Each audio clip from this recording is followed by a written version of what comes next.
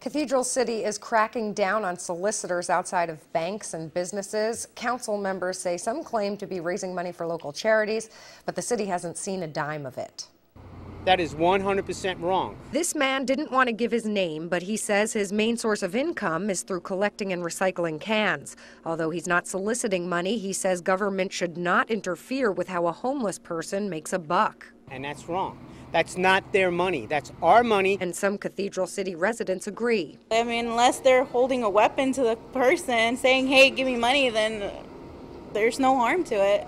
But others say it is harmful, especially if the solicitor is claiming to raise money for a charity but is instead pocketing the money. Cathedral City Communications Officer Alan Howe says the city has received many calls from upset business owners. There's been a growing number of businesses that have been concerned about people soliciting their customers close to their front doors.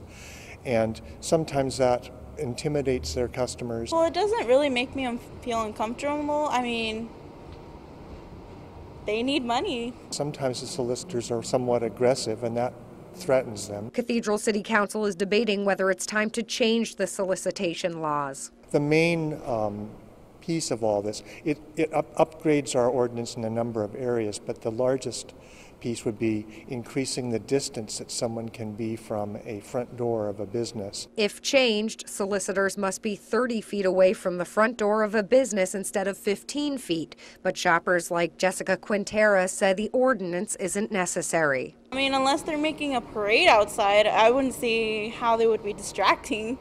I mean, they're just standing there. Under the new ordinance, if a solicitor breaks the law, the penalty would also rise from an infraction to a misdemeanor, and fines range from $100 to $1,000. But again, no final decision was made tonight.